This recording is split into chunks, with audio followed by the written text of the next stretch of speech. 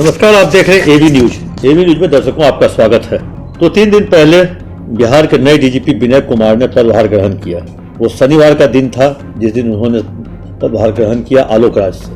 उसके बाद वो एक्शन मोड में आ गए। रविवार को उन्होंने थोड़ा बहुत काम किया और शनिवार को ही उन्होंने पटेल भवन के कहें जो डीजी कंट्रोल रूम या पुलिस कंट्रोल रूम या मीडिया रूम या एफएसएल का विभाग देखने के बाद संडे को वो एक तरह से अपना वो प्लान बनाया। उन्होंने वर्क तैयार किया जो किस तरह से इसको एक्टिव मोड में लाया जाए, बिहार के सोए हुए पुलिसकर्मियों को, सोई हुई व्यवस्था को किस तरह जगाया जाए।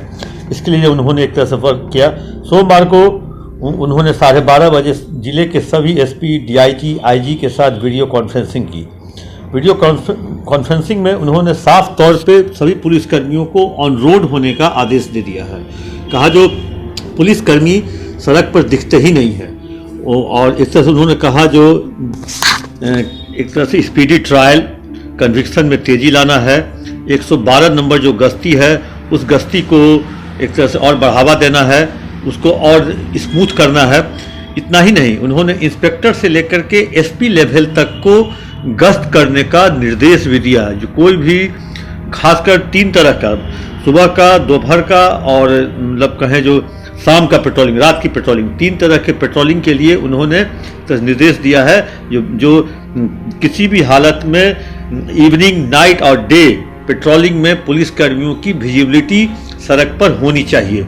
लेकिन इस तरह का दिशा निर्देश दिया। उन्होंने साफ तौर पे कहा जो लोगों से मिलने के लिए एक सुदूर इलाकों में जनता दरबार लगाया जाए, क्योंकि लोगों के फीडबैक से ही डिस्ट्रिक्ट या कहें जो कोई भी अच्छा काम या कोई भी फीडबैक मिलने पर ही कोई काम अच्छा हो सकता है या उसके कुछ अच्छे परिणाम निकल सकते हैं। क्या कहे जो क्राइम मीटिंग को लेकर के उन्होंने बड़ी बात कही। जो उन्होंने कहा जो आज के डेट में केवल जिले में एक बार एक एसपी क्राइम मीटिंग करते हैं, जिले के सारे थानेदार वहाँ पहुँच जाते हैं, वो अपनी अपनी बात कहते हैं और कोई स्पेशलाइज या स्पेसिफिक क्राइम के बारे में न वहाँ पूछताछ होती है और न वहाँ बताया जाता है, न उसके बारे में पूछा जाता है। तो उन्होंने क्राइम मीटिंग के बारे में भी साफ तौर पे कहा जो किस तरह से क्राइम मीटिंग होगी। पहले एसएचओ लेवल पे जो अपने थाने में अपने सारे अनुसंधानकर्ता के साथ, एएसआई के साथ मीटिंग करेंगे, उनके द्वारा जो केस के जो प्रभार में है उनके बारे में पूछताछ करेंगे, उनकी क्या अद्यतन स्थिति है और कितनी गिरफ्तारी, कितनी कुर्की, कितना वारंट का तामिला हो रहा है। इसके बाद जो भी सर्किल इंस्पेक्टर जहां हैं वहां सर्किल इंस्पेक्टर अपने थानों की करेंगे क्राइम मीटिंग। वहां 2-3 थाने जो भी उनके अंदर आते हैं उनके साथ क्राइम मीटिंग करेंगे।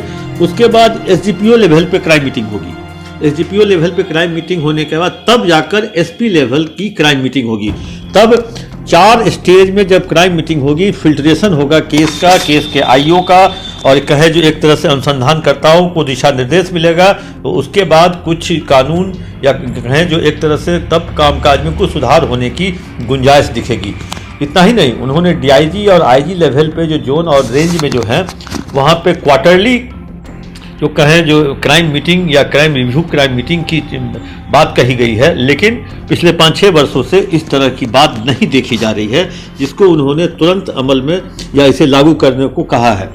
अब इस बीच में डीजीपी साहब निकल चले, रात्रि में भी निकल गए, रविवार को रात्रि में भी निकले, सोमवार को भी निकले। उन्होंने पूरी पुलिस व्यवस्था जो राजधानी की देखी तो उससे वो एकदम स्तब्ध सा रहे। कहीं किसी भी थाने क्षेत्र में कोई भी दरोगा तक नहीं दिखा, सब इंस्पेक्टर तक नहीं दिखा पेट्रोलिंग में। सारा कहें जो पूरा बिहार, पूरा थाना एएसआई के हवाले, सब जगह पेट्रोलिंग में, चाहे वो 112 का हो या कोई बड़ा थाना हो या कोई छोटा थाना हो। तब कहें जो एक तरह से पूरी व्यवस्था एएसआई के हवाले। एएसआई डायरेक्ट तो बाहर लगभग नहीं होते हैं जहाँ तक मेरी जानकारी है, वो हवलदार से ही प्रमोट होते हैं, सिपाही से ही हवलदार, हवलदार से एएसआई। इसलिए हमने अपने न्यूज़ का हेडिंग भी दिया है जो सिपाही के हवाले बिहार की जनता।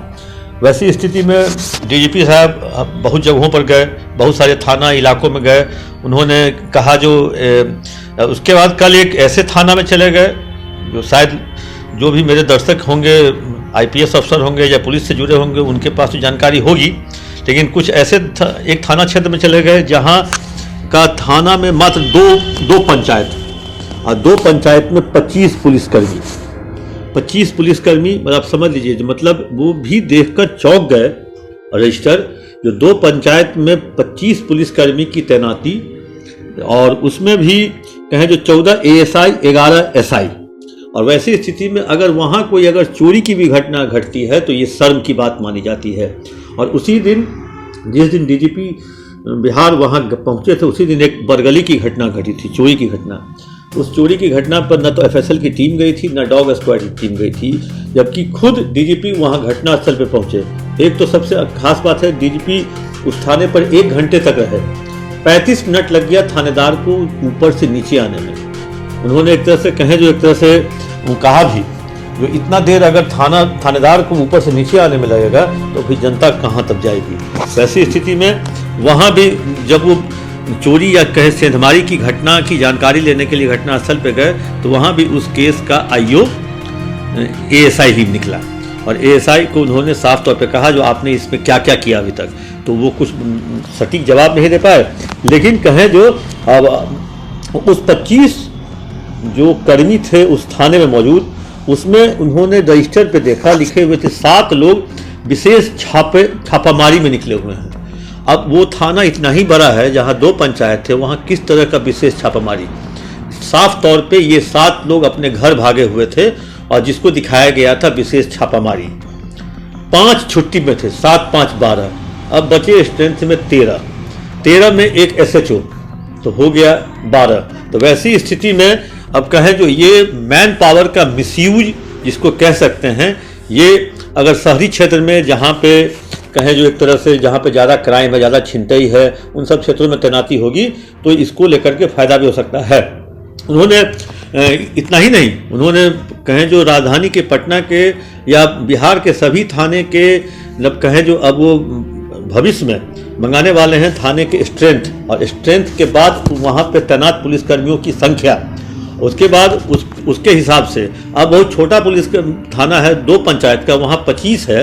अब मान लीजिए शहर के कोतवाली में, वैसे कोतवाली में भी 65-70 के आसपास है तैनाती, राजधानी कोतवाली में, लेकिन क्योंकि अभी संख्या की भरमार हो गई है, हर साल बहाली हो रहा है। 2009 के बाद 17, 18, 19, 20, 21 बैच तक के दरोगा बहाल हो चुके हैं, उनकी तैनाती भी हो चुकी है। कहीं कहीं तो 18 बैच के भी SHO बना दिए गए हैं। इतना ही नहीं, उन्होंने बहुत ही माइन्यूटली वॉच किया, और माइन्यूटली वॉच करके अब वो लगातार पुलिस के जो व्हाट्सएप ग्रुप है उसमें वो लगातार इस चीज़ को लिखते रहते हैं। वो अपने भ्रमण कार्यक्रम को लिखते भी रहते हैं, जो वो कमियां पाते हैं उसको भी लिखते हैं, खूबियां हैं उसके बारे में भी लिखते हैं। उन्होंने देखा जो 40 पुलिस डिस्ट्रिक्ट में से मात्र एक डिस्ट्रिक्ट का SP घटनास्थल पे गया, PO पे कोई मर्डर केस था। इसको इन्होंने बहुत गंभीरता से लिया। इसका मतलब वो ये समझ गए जो SP जो है वो PO पर पहुंचते ही नहीं। वो जिला है शायद मधुबनी के SP घटनास्थल पे गए थे किसी मर्डर केस के अनुसंधान में। उन्होंने साफ तौर पे, उसके बाद इतना ही नहीं, कल उन्होंने कई जिलों के SP को घटनास्थल पे भेजा, जिसमें मधेपुरा है, सहरसा है, समस्तीपुर है, और इन सब के बारे में जो जानकारी थी उनके पास, ये सबको फोन से घटना की जानकारी दे दी गई थी, लेकिन SP जो थे वो घटनास्थल की ओर मूव नहीं किए थे। वैसी स्थिति में उन्होंने साफ तौर पे अब कह दिया है जो अब ड्राइंग रूम में बैठकर बिहार की पुलिसिंग नहीं होगी, इंस्पेक्टर से लेकर के SP तक को अब वो ड्राइंग रूम त्यागना पड़ेगा, सड़कों पर आना पड़ेगा, अपराधियों से मुठभेड़ करनी होगी, अपराधियों को पकड़ना होगा। इतना ही नहीं, उन्होंने बिहार के 1400 थाने हैं और हर थाने को 2 व्यक्ति को देना है खोज कर, जो अचानक रातों रात अमीर हो गया। वो कहाँ से वो पैसा लाया, कैसे पैसा लाया, किस स्रोत से पैसा लाया, या तो चरस गांजा स्मैक बेचकर लाया, या शराब बेचकर लाया, या बालू खनन से लाया, या कहें जो परीक्षा का प्रश्न पत्र लीक करवा के लाया। तो वैसी स्थिति में उसको जवाब देना होगा, और जवाब सटीक न होने पर जो कल तो आपने सुना ही EO के प्रेस कॉन्फ्रेंस में कुंदन कृष्णन ने क्या कुछ कहा, जो उसका फैमिली ट्री बनाया जाएगा। अगर दादा के पास कितनी संपत्ति थी, उनके बेटे के पास कितनी थी, उनके बेटे के पास कितनी थी, क्या वो 3 लाख का या 5 लाख का बुलेट चढ़ने लायक उसकी औकात है कि नहीं है, आईफोन रखने लायक उसकी औकात नहीं है, तो वैसे लोगों की संपत्ति नए कानून में एक आया है, उसमें जब्त करने की कहे जो उसमें है। तो वैसे लोगों की संपत्ति भी जब्त करने का उन्होंने सूची बनाने का, मतलब 1400 थाना और हर थाने में 2 व्यक्ति, मतलब 2800 लोगों की सूची 10 दिन के अंदर बनाने का उन्होंने निर्देश भी दिया है। और 2800 मतलब थाने के से अगर 2-2 व्यक्ति का नाम भी आ जाता है तो समझिए ये अपने आप में गलत काम करने वाले लोगों के खिलाफ एक गजब सा अभियान, और वो या तो बिहार छोड़ देंगे या वो धंधा छोड़ देंगे। क्योंकि धंधा तो छोड़ेंगे नहीं, क्योंकि धंधा जो आराम से करते रहता है उसको आदत लग जाती है, लत लग जाती है। तो वैसी स्थिति में डीजीपी एक्शन मोड में है। डीजीपी हर दिन कुछ ना कुछ नया कर रहे हैं। राजा की मतलब भेष बदल कर रात में घूमने निकल गए। डीजीपी न कोई एस्कॉर्ट लिया, न बॉडीगार्ड लिए, न कुछ लिया, सीधे सिंगल गाड़ी में वो निकल गए और पटना के कहें जो 30-40 किलोमीटर के रेडियस के इलाके में उन्होंने घूमा। और कहे जो अब वो शहरी क्षेत्र में मूव करेंगे, क्योंकि रात्रि में गश्ती में जो पटना को मैंने समझा है, नज़दीक से देखा है, 98 से हम भी पटना पुलिस को देख रहे हैं, जो रात्रि में चाहे ओडी ड्यूटी हो या गश्ती ड्यूटी हो, ये पिछले 15-20 वर्षों से एएसआई तबके के ही लोगों की ड्यूटी लगती है। अब एएसआई की क्यों लगती है? एएसआई या तो सबसे मतलब कहें जो कमज़ोर माने जाते हैं, क्योंकि एएसआई हैं और ये सिपाही हवलदार से होते हुए एएसआई बने हैं, जमादार जिसको हिंदी में कहते हैं। रात्रि गश्ती में या ओडी ड्यूटी मतलब ऑफिसर ऑन ड्यूटी, ओडी का मतलब वो होता है। और वायरलेस का यूज इन दिनों न के बराबर हो रहा है, इसलिए वायरलेस के यूज पर भी उन्होंने बल दिया। अब कहें जो एक तरह से नए डीजीपी ने सिपाही से लेकर के आईजी तक को 72 घंटे में नाप लिया, कौन कितने पानी में है, कौन कितना कैपेबल है, कौन कितना काम करने वाला है, कौन कितना काम कर रहा है, कौन काम नहीं कर रहा है, इसको उन्होंने नाप लिया। अब देखने वाली बात है जो ये आखिर नाप कर आगे करना क्या है इनको, क्योंकि जो टीम बनी है वो टीम जो है पहले समझाएगी, उसके बाद बुझाएगी, उसके बाद प्रहार करेगी, उसके बाद डंडा चलाएगी।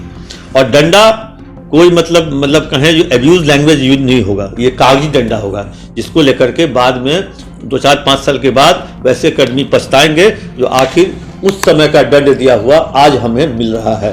प्रमोशन में, इंक्रीमेंट में, इस सब में जब बाधाएं आएंगी तब लोग सोचेंगे कि उस समय का क्या। तो डीजीपी अभी एक्शन मोड में है। डीजीपी के बाद बहुत सारे जिलों के कप्तान भी एक्शन मोड में आ गए हैं। एक जिले के कप्तान का एक्शन मोड इतना आ गया, वो मैं अगली खबर में आपसे चर्चा करूंगा। तब तक के लिए दीजिए इजाजत। कैसा लगा आप अपना कमेंट बॉक्स में जरूर जाकर दें।